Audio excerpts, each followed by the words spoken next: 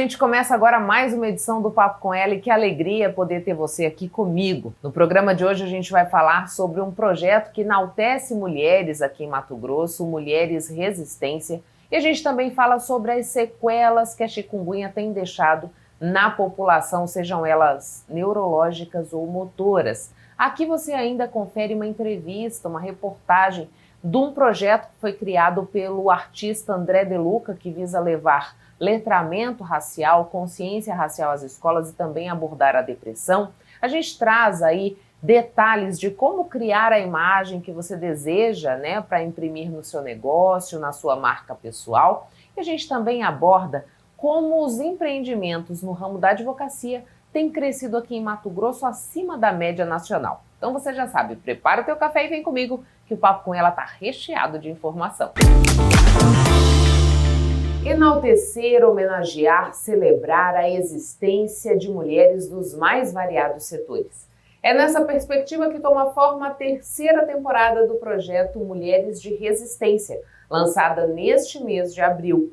E para a gente saber mais dessa iniciativa que traz vídeos produzidos em formato de crônicas narradas, é que recebo hoje aqui no Papo com Ela Dani Paula, que é a idealizadora do projeto. Dani, muito obrigada por aceitar o nosso convite para que a gente pudesse falar mais desse projeto, que é o Mulheres Resistência, agora que lança a sua terceira fase, a sua terceira temporada, com a escolha aí de 10 personalidades dos mais variados segmentos, assim, digamos, né? Queria que você contasse um pouco para a gente como nasce essa proposta de trazer em vídeo, uma crônica em vídeo, a história dessas mulheres? A gente começou na pandemia. Eu estava superintendente da Assembleia Social e a gente precisava fazer uma forma de homenagear mulheres de alguma maneira. E surgiu, à época, a Karen era minha fotógrafa lá, e eu falei, não, vamos fazer alguma coisa que a gente conte histórias de mulheres, que a gente fortaleça mulheres nesse momento tão delicado. E nós escolhemos 5 mulheres à época. Eu fiz a escuta afetiva com essas mulheres, com o distanciamento social necessário, máscara, aquela coisa toda que nós estávamos vivendo. A Karen fez um ensaio fotográfico também à distância delas, e depois o Marquete arrematou fazendo, através das fotos, colocou a minha voz e fez essa narrativa. Então o projeto começou aí muito artesanal, mas com a melhor boa vontade do mundo. Isso virou um projeto para a TVAL, então entrou na proposta da TVAL à época. E depois, o segundo e esse terceiro, o projeto expandiu, a gente teve um abraço aí do deputado Paulo Araújo, com emenda impositiva. O projeto expandiu e nessa segunda edição nós já conseguimos homenagear 10 mulheres e agora nessa terceira também 10 mulheres, é claro, com um refinamento ainda maior. Então eu estou muito feliz porque eu estou vendo o alcance do projeto e o que me deixa mais realizada é poder aprender com essas mulheres incríveis. Dessas 10, porque assim, se a gente for contar todas, são 25 mulheres que você já pôde tomar contato com a história delas, né? E eu queria que você dissesse um pouco pra gente do que perpassa todas elas. Tem algo que elas têm em comum? Eu acho que tem coisas que são tão nossas, tão femininas, tão nossa, que na verdade é de todas nós. É incrível isso. Então eu percebo sempre quando a gente entra em alguma zona um pouquinho mais nevrálgica, uma área um pouquinho mais sensível, e elas dão aquele olhar de perdido, no horizontado, que está puxando alguma memória, alguma reminiscência. Esse olhar todas nós mulheres temos. Em algum momento a gente puxa uma memória, a gente puxa uma lembrança, a gente puxa algo que é no mais profundo do nosso ser. Então parece que é real esse fio condutor que liga todas as nossas miçangas, assim. Que é algo muito íntimo, que é muito nosso, e que por ser tão nosso, é uma fala secreta que nós mulheres temos. Então, acho que esse projeto me fala muito disso, dessa voz interna que todos nós temos. E é claro, quando a gente fala de mulheres de resistência, porque não é só a resistência do embate, eu tô cansada e tô aqui, mas é existir e voltar a existir, existir e voltar a existir, um dia após o outro. E o existir, eu acho que ele é mais... A gente não deixa de lutar, mas a gente luta dançando, a gente luta com gracejo, essas mulheres têm disso. Então, quando eu faço a seleção delas, quando a gente faz a curadoria para escolher essas mulheres, tem essa característica de todas elas, uma luta contra o câncer, a outra luta com causa social, enfim. É um mosaico de mulheres muito especiais que elas conseguem voltar à vida no dia seguinte com um ânimo insuperável. Isso é muito bonito. Nessa nova temporada, como você disse pra gente, existem mulheres na causa do câncer, que é o caso da Janaína, a gente tem a Dona Domingas, que é ribeirinha e está muito presente na cultura, temos a defensora Rosana Leite, né, que está na Defensoria Pública e tem um trabalho muito maciço, assim, digamos, nessa defesa das mulheres, né, na coordenadoria ali do núcleo. Como é que você chegou nessa seleção, Dani, além de todas as outras que compõem essa fase, né? Sim, é muito difícil escolher, porque eu quero contar a sua história, eu quero contar a história de todo mundo, eu te conheço, eu quero contar a sua história. Eu sou uma contadora de histórias. E através da poesia, né? A biografia ela é muito poética. Então é muito difícil para mim, muito difícil escolher 10 mulheres, eu quero contar a história de todo mundo. Mas a gente tentou uma representatividade em diversas áreas, para que todas nós nos víssemos de alguma maneira representadas em alguma delas, né? Então a escolha é mais ou menos dentro deste significado. E tem mulheres na primeira edição muito próximas a mim mesmo, na segunda edição também amigas muito próximas, e umas muito distantes. Tem mulheres que eu conheci nessa edição mesmo, que eu ouvi que ela fazia isso, nossa, que legal, será que ela topa? Então foi muito de curiosidade mesmo, de quero saber um pouquinho mais de você. E quando a gente traz para esse eternizar a história dessas mulheres, né? Porque a partir do momento que você coloca em vídeo, com imagens, escuta, tá catalogado e isso fica para a posteridade. O que você considera, ou como você considera que esse trabalho pode impactar as pessoas, Dani? Como elas serão tocadas? Que tipo de reflexão esse tipo de registro traz? Primeiro você falou algo que eu também me sinto muito responsável. Você materializou a história de alguém de alguma maneira, né? E isso é de uma responsabilidade tremenda, para você ter essa delicadeza de contar algo que às vezes é muito sensível. Tem mulheres que choram muito no processo de escuta afetiva. A Cirlei foi uma delas, então ela expôs muita coisa e eu sempre com o autorizo do que eu posso, do que eu não posso. Então você pode, tá aqui, é seu. Então você fazer um texto poético para contar uma história respeitando esses limites é de uma responsabilidade muito grande. E eu acho que pegar essas histórias para tentar impactar outras histórias é muito mágico. Eu aprendi muito com elas, muito mesmo. Eu saí com cada uma pérolazinha, assim, de levar para a vida prática. E eu tenho certeza que todo mundo vai sair comovido de alguma maneira de ouvir as histórias dessas mulheres.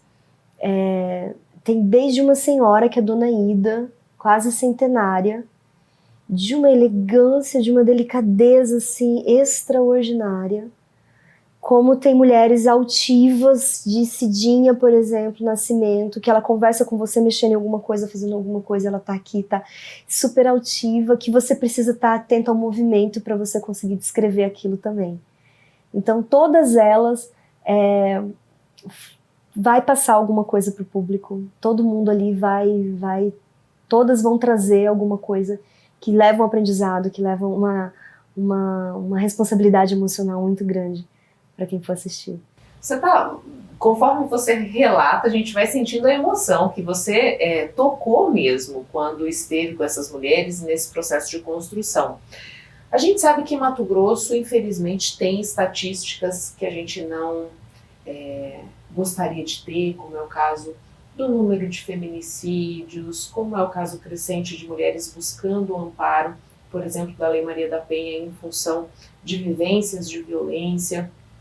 Essas histórias, Dani, a gente poder tocar tão fundo, né, a vivência dessas mulheres, você acredita que de alguma maneira a gente pode tocar quem assista, no sentido de pensar, olha como é rico a gente proteger, preservar e respeitar essas mulheres? Esse projeto, além de querer homenagear mulheres, é muito no sentido também de vamos muito mais do que fazer relações justas, fazer relações equânimes. Porque às vezes a gente acha assim, vamos fazer igualdade e você quer dar o mesmo parâmetro para todo mundo e não dá certo. Se você está um pouquinho mais à frente no pódio, né? Então a ideia é trazer mesmo todas as mulheres para serem representadas de alguma maneira. Então, infelizmente, o nosso diagnóstico é muito trágico, é muito difícil ser mulher em Mato Grosso. Então, tudo que a gente puder dar protagonismo para a mulher, ele tem que ser relevante. Com essa delicadeza, com essa maestria e com essa necessidade que a gente documentou. A doutora Rosana, por exemplo, teve falas assim muito fortes, muito fortes. Só que eu ainda coloco no texto um momento muito único. Eu chego no escritório dela, onde ela estava atendendo, e ela está muito feliz, uma felicidade genuína, verdadeira, por ter conseguido uma causa para uma mulher, por aquela mulher ter sido vitoriosa naquela causa. E aquela espontaneidade, aquela genuinidade dela, isso fala muito de nós. A partir do momento que eu aplaudo o seu sucesso, que eu estou vibrando por você, que eu estou torcendo por você, que eu também estou relevando a sua imagem, eu estou indo junto. Eu estou ganhando também, eu enquanto mulher também ganho. Então esses projetos que enaltecem a gente, esses espaços como o seu, que nos dão voz, que nos dão espaço, eles são fundamentais, principalmente no Mato Grosso, que nos mata um pouquinho todos os dias. E Dani, quanto tempo levou esse processo de confecção dessa terceira temporada, né? Porque como você está dizendo pra gente, é um projeto que de alguma forma exige de você um envolvimento, até para poder tirar dessas mulheres o melhor que ela tem de suas histórias, né? Então, como é que é esse processo? Como é que é estar nesse contato? Depois, como é que é o processo de construção e de finalização? Eu costumo não revisar texto. Acima de tudo, eu sou escritora, né? Eu estou qualquer outra coisa na vida, mas eu sou escritora. Então, eu costumo não revisar texto. Eu faço um poema e fiz a aparição daquele poema, tá aqui. Gestei, acabou, eu nem olho para ele. A mesma coisa com os textos. Então eu precisava daquele calor, daquele momento, daquela escuta para poder já criar. O mais delongado é de fato esperar o momento delas e depois ter aquele respiro e depois deixá-las falar. Tem uma equipe que vai junto. Então, em algum momento, o cinegrafista está ali, o diretor, que é o Marquete, estava ali. Em outros momentos, não. Era somente eu e a pessoa. Então, primeiro é aprimorar esse ouvido, essa atenção, essa entrega para aquele momento, até para que ela se sinta segura. A gente sabe dessa importância também, de ouvidos que querem ouvir apenas, não querem já pensar na pergunta. E, ao mesmo tempo, eu precisava tirar delas. Só que acho que a gente precisa tanto desses espaços de acolhimento, que era muito natural eu começar a perguntar e elas me contarem a vida. E aí depois daquilo tem coisas que muitas das coisas que elas me contaram não entraram no texto. O texto foi aquela linguagem poética mesmo, de falar de uma característica que às vezes ninguém nem percebeu que ela tivesse. As mulheres da edição passada me deram esse feedback. Dani, nem o meu marido percebia até então que eu tinha essa característica, a partir do momento que você olhou e contou. Então também tem essas sutilezas, que é de um sorriso, que é de uma mania que às vezes a gente tem e é imperceptível. Isso também está retratado no texto.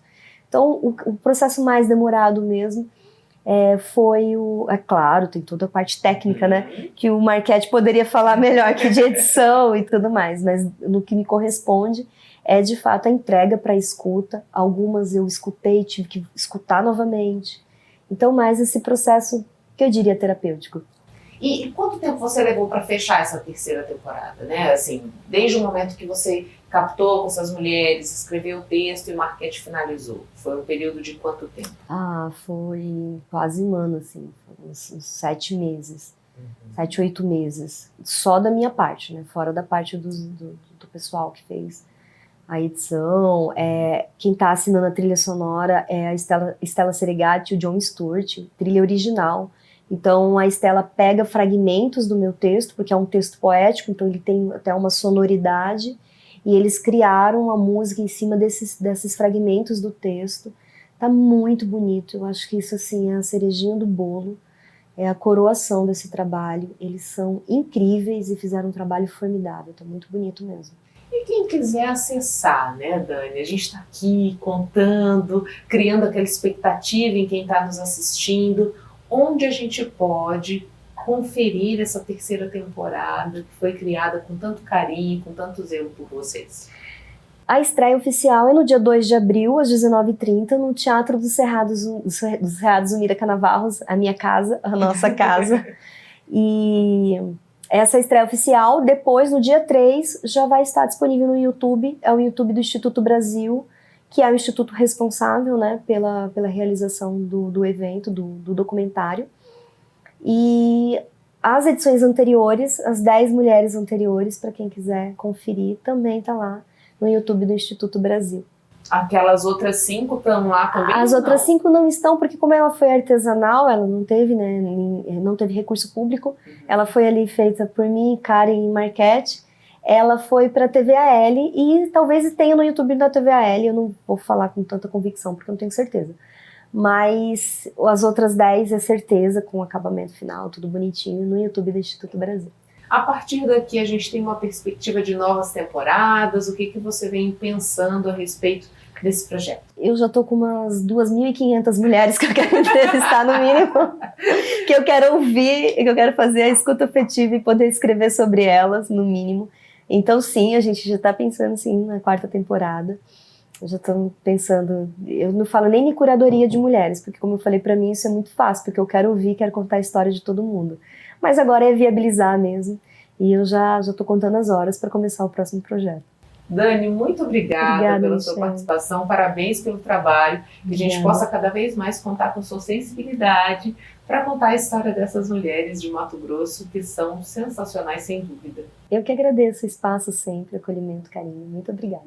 Mato Grosso já registrou em 2025 mais de 22 mil casos de chikungunya e mais de 20 mortes em decorrência da doença.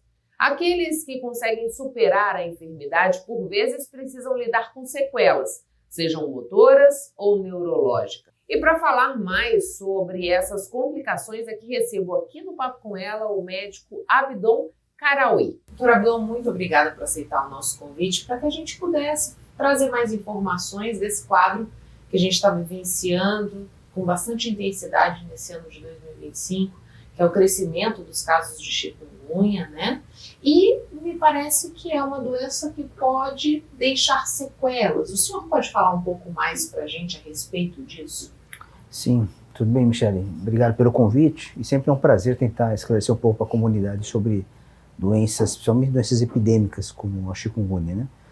A chikungunya, Michele, é uma doença viral, uma infecção viral e infelizmente todo mundo acaba sendo propenso a tê-la. E ela vai aparecendo, a pessoa faz doença e depois o paciente vai criando resistência disso após a primeira infecção e vai diminuindo o risco de recontaminar, né? Mas, infelizmente, a contaminação em nosso meio, em Cuiabá, e Baixada Cuiabana, né, Cuiabá, Varza Grande, a região toda está assim, infestada de mosquito e a epidemia da doença está em franca progressão. Tivemos momentos ruins final do ano passado, começo desse ano.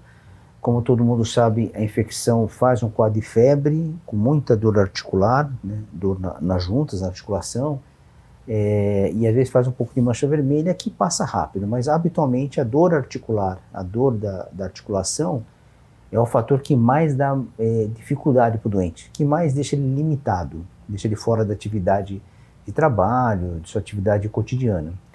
Essas doenças articulares, elas são características da doença, dessas arboviroses, desses vírus que são transmitidos por mosquito, tipo dengue, zika, chikungunya. A chikungunya é que dá mais lesão articular. E a pessoa que tem muita dor articular, habitualmente, clinicamente, sugere muito mais ser chikungunya. E essa dor articular, ela começa em qualquer articulação, mas habitualmente é mais difusa, compromete muito articulações médias e pequenas, né? Dos dois lados, habitualmente. E o que acontece é que quando passa a infecção, a viremia, que é o vírus tem um tempo de doença, passa um período, alguns dias, ele desaparece. Nosso corpo vai lá e combate ele. Só que ele deixa de resíduo essa dor articular. São essas sequelas que a gente considera, né? Na verdade, são dores prolongadas da articulação. Então, alguns pacientes, a grande maioria, vai ter a doença, vai passar uma semana, 2 semanas e vai passar a dor articular, vai ficar tudo bem. 2, 3 semanas no máximo. Mas tem um grupo de doentes que prolongam a dor articular. E isso gera um grande problema. Então, tem doentes que ficam semanas, às vezes meses e até anos com dor. E aí tem um problema, porque ele fica limitado. É uma dor com artrite, quer dizer, a gente tem a dor articular que a gente chama de artralgia, e tem a artrite, que é a inflamação da articulação, quando a articulação fica inchada e vermelha. Isso limita muito também. E esse doente vai ficar muito, assim, limitado de fazer seu trabalho, fazer as atividades. E isso gera um grande problema para a vida pessoal dele, né? Então, a artralgia prolongada, a artrite prolongada, é das complicações mais frequentes da chikungunya. E aí, como se trata isso, doutor? Isso em algum momento desaparece? Isso pode virar uma dor crônica? Como que fica isso? Então, aí tem alguns caminhos importantes, porque o que acontece? Quando ela faz essa dor crônica, ela vai desaparecer sozinha. Por quê? Porque a infecção viral pela chikungunya é autolimitada. Significa que a pessoa desenvolve a doença, passa um período e desaparece. Muito bem.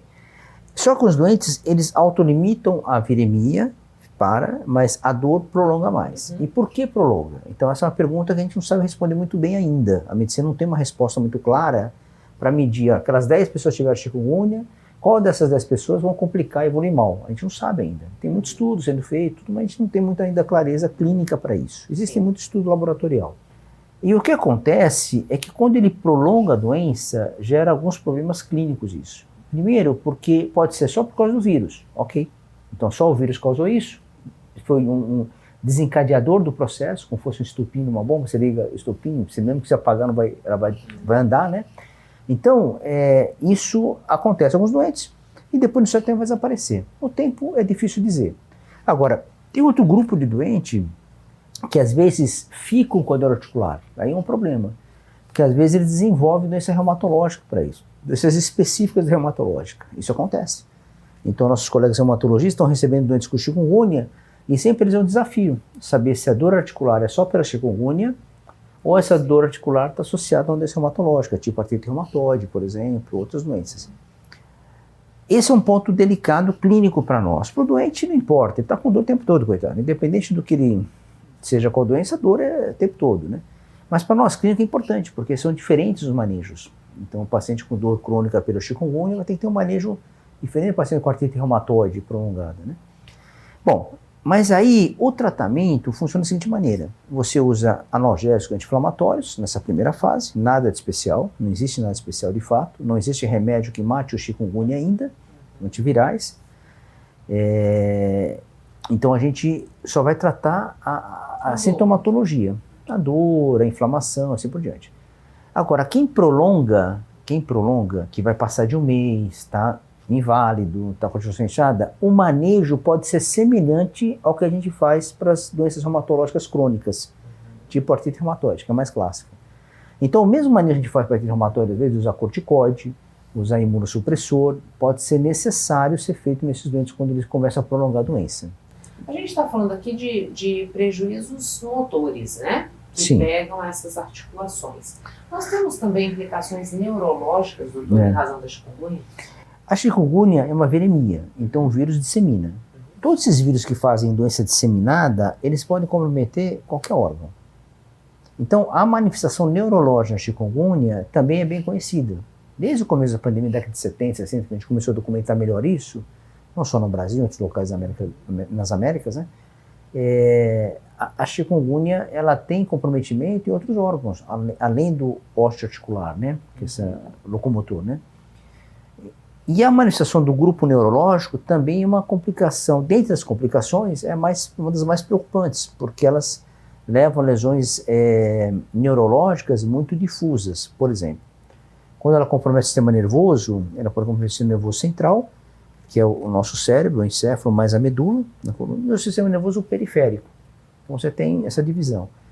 Quando compromete o sistema nervoso central, que é o cérebro e a medula, ela quando compromete o cérebro faz um quadro de encefalopatia ou de encefalite. Encefalite é uma doença difusa do cérebro que se apresenta clinicamente de várias maneiras e é grave para o doente. Pode se apresentar com coma, convulsões, epilepsia, sinais de agitação, alterações de sono, várias coisas.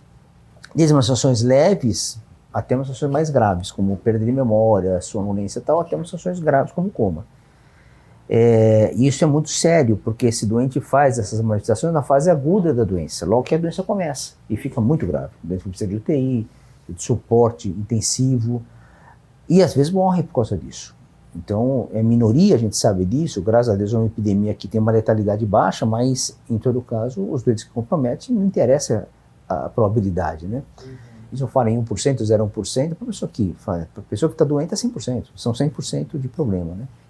Então, esse é um ponto importante. Então, o quadro neurológico é delicado, ele começa na fase inicial da doença e costuma ser uma gravidade que requer tratamento, às vezes, em regime de intensivo. O que acontece com esse doente depende das lesões neurológicas. Se a lesão neurológica encefálica for grave, ele pode ficar com alteração de consciência por muito tempo, debilitado e acamado, alterações convulsivas e epilepsia como sequela. Então, tem várias complicações que são muito delicadas às vezes.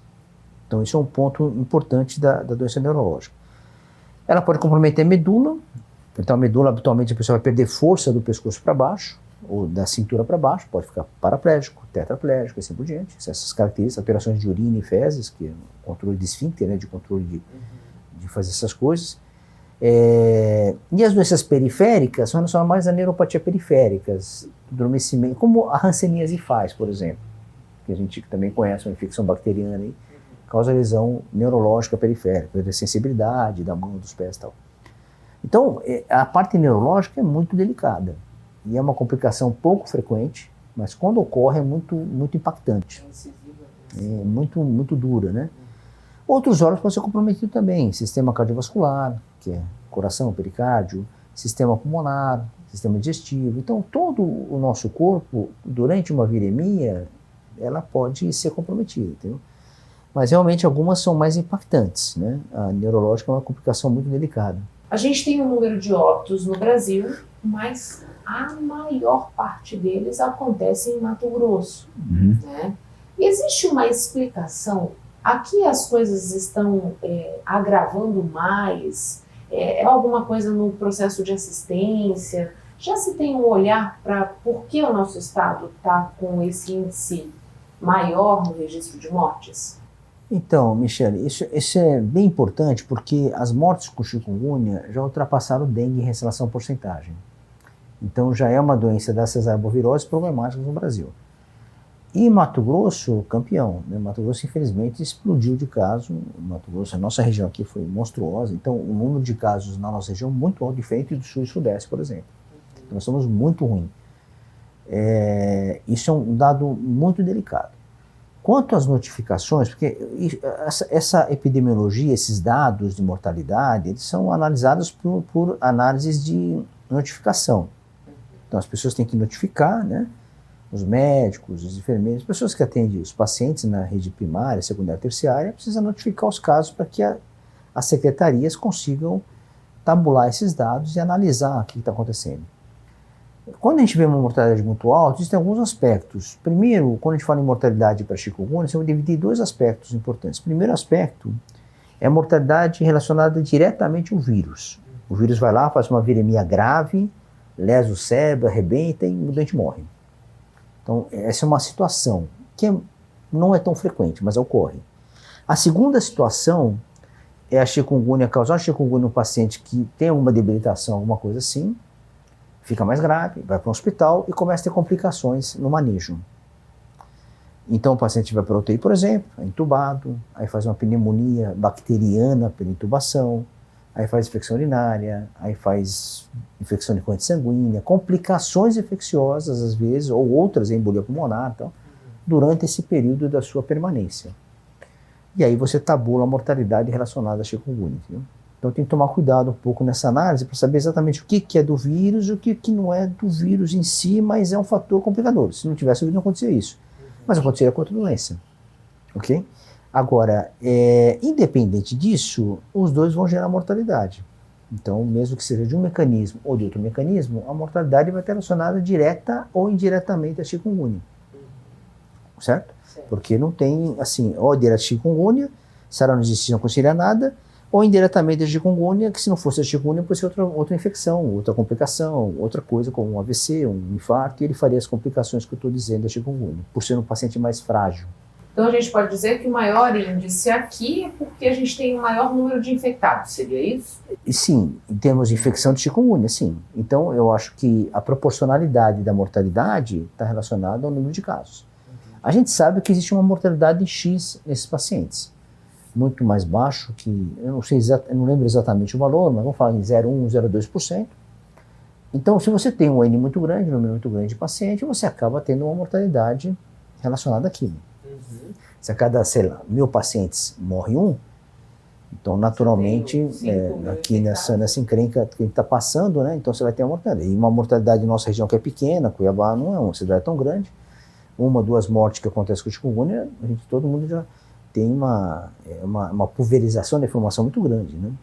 E doutor, o senhor disse assim, que existem casos que podem complicar, né, ter agravamentos. Nesses pacientes seriam aqueles que são possuidores já de comorbidades? Por isso que quando eu expliquei aqueles 2 caminhos do doente que morre pelo vírus direto e outro, então existem alguns fatores. A grande mortalidade é pelas situações de base do doente. Você vai ver que a incidência de mortalidade nesses doentes são mais idosos, eu acredito que a faixa etária esteja mais em pacientes avançados de idade. Então a comorbidade, pior é isso. O paciente tem imunossupressão, é transplantado, usa remédio que deprime a imunidade, né? Já tem outras alterações pulmonares, alguma coisa que possa fazer com que doenças cardíacas que façam com que ele fique limitado, doenças neurológicas, acamado em casa, tudo isso atrapalha. Agora tem o vírus direto, que aí não depende muito disso, não depende de comorbidade, depende muito da questão. Claro que tem uma comorbidade de imunossupressão, mas também depende da virulência do vírus, né? E aí a gente não entende muito bem por que algumas pessoas são mais graves e outros menos, né? Se pegar as pessoas de 50 anos de idade, com doenças de base ou não, você vai ver que a viremia pode ter interferências diferentes, né? Então, diante de todo esse quadro que o senhor desenhou para a gente, das sequelas, desse risco de morte, das estatísticas que Mato Grosso vem colecionando, o ideal mesmo é que a gente se proteja contra o mosquito e acabe com os criadores, né, doutor? Tem um ponto super importante, a população de casa tem que saber, que é uma doença prevenível. Então ninguém pode esquecer disso. Aqui não é uma doença incurável, como um câncer de alguma coisa que eu não consigo tratar. Tem muitos cânceres que são tratáveis, mas não tratáveis, né? Então assim, é prevenível, primeira coisa. E o que acontece, a gente além de ter uma prevenção, a prevenção está relacionada ao vetor, que é o mosquito, que é o Aedes aegypti, que depende de águas paradas. Águas mais ou menos boas, não águas ruins. Então isso significa que uma área urbana como a nossa está proliferando esse mosquito porque a gente não está conseguindo conter os reservatórios. Esse é o ponto mais importante. Isso vai desde um indivíduo, uma pessoa que está me escutando, até o governo todo ter uma participação muito forte para que possa controlar. Não tem jeito. Esse controle só vai ser efetivo se muita gente estiver envolvida para evitar que isso ocorra. Senão não tem jeito. Senão esse negócio vai piorar, vai piorando, porque a gente já fala em água parada, em reservatórios de Aedes aegypti, de mosquito, há pelo menos mais de 20 anos no Brasil, em Cuiabá. Nós tivemos a primeira epidemia em Cuiabá em, acho que 2000, 2001, mais ou menos. Eu estava aqui em 99, mais ou menos isso, eu acredito. Nós não tínhamos muita dengue no Brasil. Era mais na América Central, em Cuba, e depois a gente começou a colecionar dengue no Brasil. Nós tivemos um período de 20 anos, 30 anos, sem dengue no Brasil. Ela foi retomada na década de 90. E Mato Grosso começou a explodir também com dengue. Estou falando dengue por do mosquito, né? Que é o mesmo mosquito para todos. E aí a chikungunya veio junto depois disso, alguns anos para cá. Então, assim, o grande ponto de falar isso é mais de 20 anos. Entendeu, Michele? Assim, já falamos, repetimos isso várias vezes e a coisa não está funcionando. E se a gente analisar friamente, piorou. Então, assim, é muito complicado isso. Porque não é fácil. Às vezes você quer uma bala de prata, né, um milagre para resolver isso. Não é milagre na bala de prata. Isso é trabalho conjunto de muita gente envolvida. Senão não consegue controlar. Esse é um ponto muito importante no meu entendimento. E a gente na chikungunya tem problemas, porque quando a gente fala de outras arboviroses, que são esses vírus causados por mosquito, carrapato e tal, o que acontece? Existem algumas que têm vacina. Então a gente tem, chikungunya não tem. Então assim, a dengue tem vacinação e a vacina é efetiva. Nós conseguimos vacinar os 4 sorotipos da dengue. Hoje o Brasil está já produzindo vacina para dengue, está conseguindo, daqui a pouco vai estar no mercado. Então nós estamos muito melhor. Tem febre amarela, que é uma doença que, graças a Deus, a urbana não tem. Nós temos as partes mais silvestres da febre amarela que aparece de vez em quando, mas urbana e epidemia não tem, porque é um desastre. A febre amarela mata pelo menos 20 vezes mais do que qualquer uma dessas doenças. Mas a chikungunya, ela não tem vacinação. Então, se a gente não fizer esse cuidado, que é individual, todo mundo se envolver para evitar reservatórios, para a gente conseguir realmente controlar essa disseminação do mosquito que é o vetor, a gente consegue controlar isso. Tem várias medidas, cientificamente falando, não é apenas essa medida reservatória. Existem medidas tecnológicas sendo construídas, né? De outros vetores combatendo o Aedes aegypti. Tem várias coisas que estão sendo discutidas na ciência. Mas, de fato, o mais simples para todo mundo participar seria dessa maneira. E que está acessível para a gente. Para todo mundo. Não precisa muita dificuldade. Doutor, muito obrigada pelas informações. Foi um prazer e obrigado para todos estar ouvindo aqui com a gente, tá bom?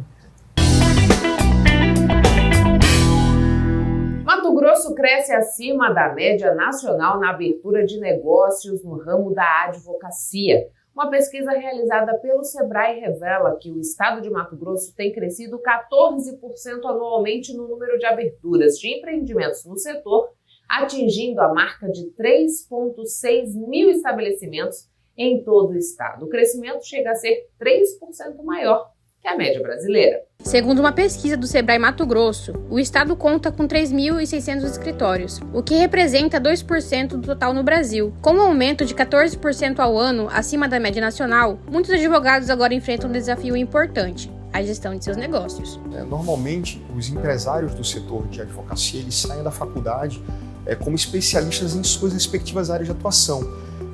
Os cursos universitários não oferecem praticamente nenhum tipo de disciplina que atenda às necessidades de gestão empresarial.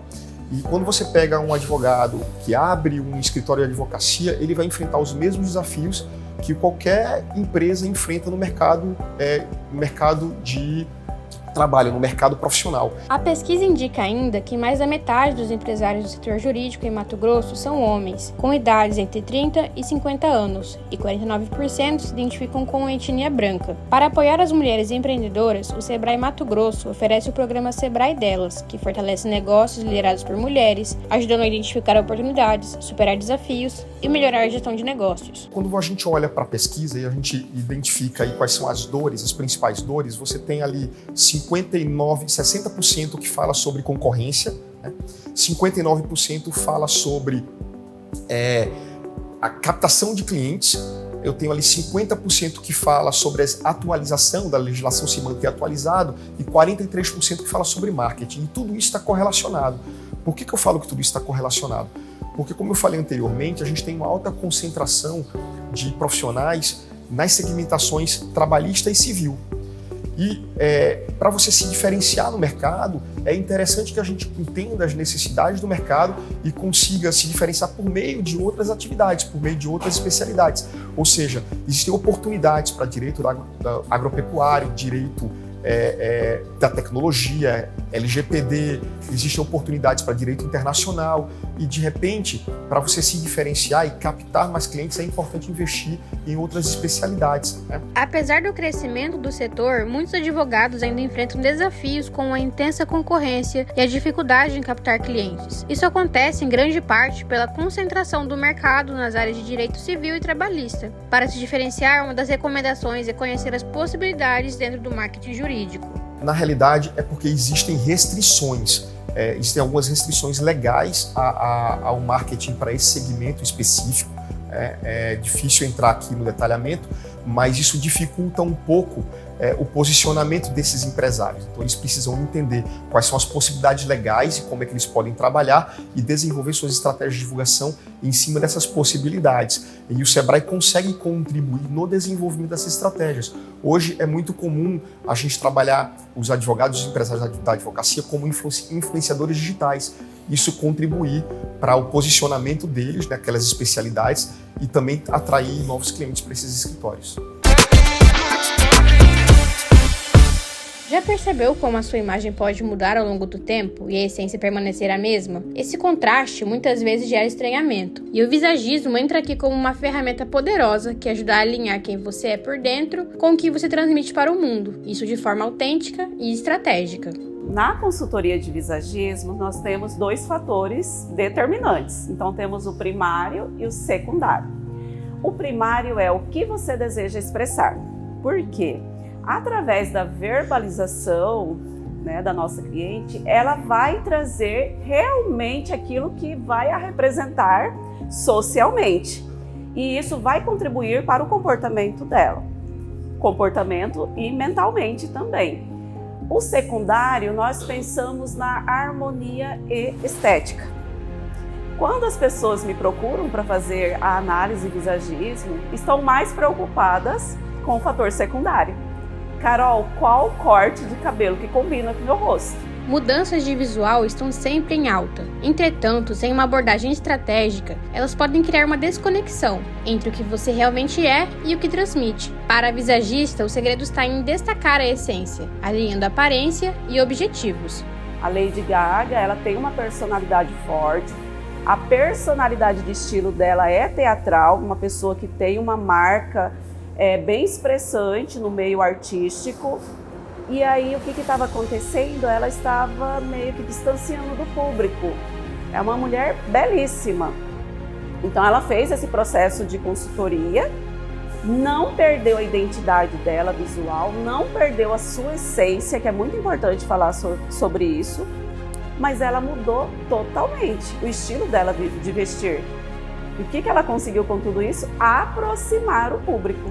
Então, nós temos aí o exemplo da Lady Gaga, que fez toda essa mudança estrategicamente e conseguiu atingir o alvo sem perder a sua essência.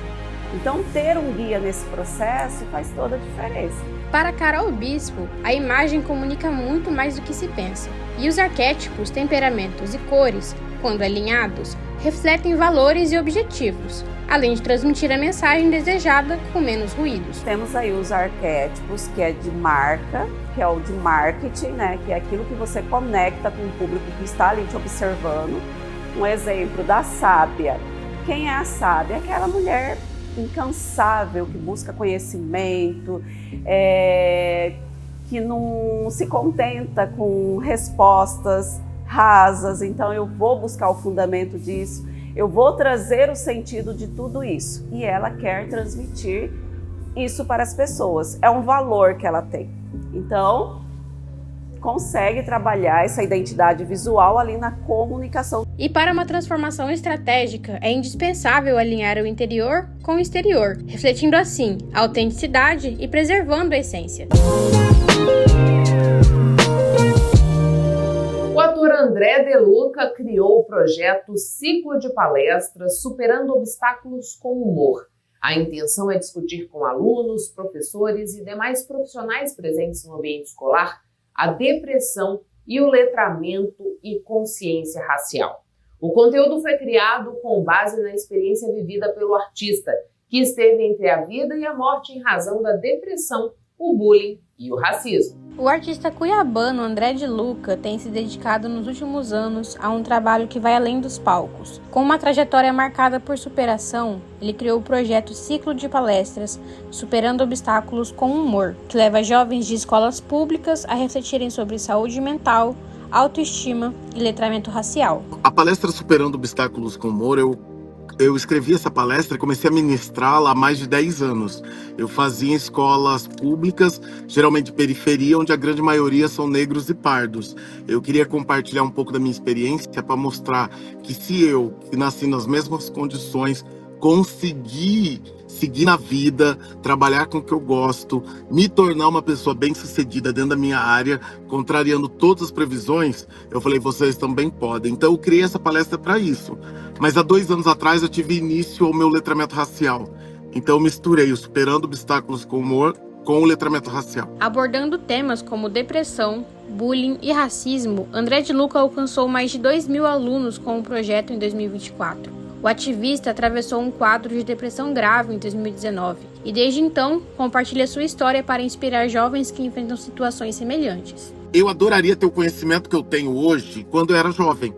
Por esse motivo que eu estou indo para dentro das escolas, por esse motivo que eu criei um perfil no Instagram, quer dizer, que eu mudei o meu perfil no Instagram, parei de falar de política, comecei a falar de letramento racial, porque se eu tivesse o conhecimento que eu tenho hoje, quando eu era muito jovem, a minha vida teria sido completamente outra. Porque a pessoa negra, sem o letramento racial, sem a consciência racial, ela é tomada de uma doença chamada auto-ódio. E ela vai se odiar para o resto da vida até ela ter o letramento racial. Muitas pessoas não têm oportunidade de ter o conhecimento que eu estou tendo hoje e elas morrem se odiando. Porque a pessoa negra, sem letramento racial, ela não gosta do que ela vê no espelho. As mulheres começam a alisar o cabelo, não é porque gostam. Elas começam a alisar para se enquadrarem num padrão. E às vezes começa aos 8 anos de idade, começa criança e alisa pro resto da vida, até os 40, 50. Às vezes já adulta, vai passar por uma transição capilar e se apaixona pelo cabelo. Então, o letramento é fundamental para destruir essa doença mental que é o auto-ódio. Também é assunto das palestras o impacto do racismo na formação de identidade dos jovens. André de Luca fala abertamente sobre o que ele chama de auto-ódio e a importância de entender a própria história para quebrar este ciclo. É muito gratificante, sabe, eu apresentar e ver o resultado ali na hora. Geralmente já fica ali algumas crianças aos prantos, que as psicólogas atendem, porque elas têm gatilho com algumas histórias minhas, linkam com histórias que elas estão passando na família. Então tem essa parte psicológica, que sempre tem uma profissional por perto que atende essas crianças. E é bom a gente poder mexer nesse lixo e limpar, senão a criança carrega aquilo pro resto da vida. Eu vejo na prática, tipo, teve o Enem agora e eu recebi mais de 20 mil mensagens do Brasil todo, pessoas que usaram o meu conteúdo, usaram da minha palestra, do meu espetáculo, para fazerem a prova do Enem. O filho da minha produtora, o acesso ao letramento racial dele vem através do meu trabalho. E ele quase teve nota máxima, passou para medicina veterinária na UFMT. Então eu me sinto recompensado quando eu vejo os frutos do que eu estou compartilhando, as pessoas colhendo. Embora o desafio do racismo seja árduo e contínuo, o artista e ativista defende a higiene mental como o primeiro passo para superar o auto-ódio, aliado também à informação. Mas a grande maioria cuida da higiene pessoal, a gente precisa cuidar da higiene mental. Então a gente precisa de profissionais que saibam lidar com a nossa saúde mental. Então procurem terapeutas, psicanalistas, de preferência pessoas negras. Se você não tem condições de pagar, busque nas universidades, geralmente tem profissionais ali de forma gratuita, mas desse acompanhamento, fazer terapia e fazer psicanálise e análise é fundamental. E começar o seu letramento racial, buscar informações sobre letramento racial. O conhecimento liberta, isso é bíblico.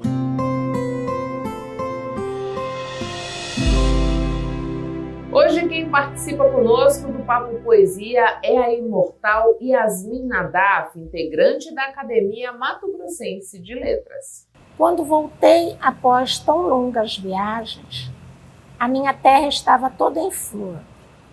Eram flores dos céspedes selvagens, eram as flores mais gentis do amor. Morri à tarde em túmulo de rosas e a choravam num dueto as juretis. Havia em tudo florações radiosas de ametistas, opalas e rubis. Como eras linda nessa tarde de ouro, ó minha legendária Cuiabá. Tinhas no colo a branca flor do louro e as flores cor-de-rosa do aricá. Gozando o influxo da primeira chuva, em teu seio tão úbero e vivaz, sorríamos nas flores da piúva e na dourada flor dos cambarás. E me esqueci de tudo que admirara nos mais formosos parques de além-mar. Tão mimosa que achei, tão bela e rara, qualquer flor do teu campo, a mais vulgar. É que diante de mim, ó meu tesouro, mais do que as tuas flores tão maçãs, resplandecia nessa tarde de ouro a fronte de meu pai florindo em cães. Quando voltei após tão longas viagens, a minha terra estava toda em flor. Eram flores dos céspedes selvagens, eram as flores do mais puro amor. Chegamos ao fim de mais uma edição do Papo com Ela. Eu agradeço a você que ficou comigo até este momento. É sempre uma honra, uma satisfação poder contar com a sua companhia. Mas antes de ir embora, eu quero te fazer um pedido. Siga o Papo com Ela no Instagram, no Facebook, no TikTok. Inscreva-se no nosso canal no YouTube. Lembrando que você pode nos ajudar a fazer o programa, dizendo o que você gostaria de assistir aqui no Papo. Para isso, você pode fazer contato pelas nossas redes sociais ou por esse endereço de e-mail que aparece aí na tua tela. Tenha um excelente fim de semana. Na sexta-feira que vem eu estou de volta e espero mais uma vez poder contar com a sua companhia. Um beijo e até lá!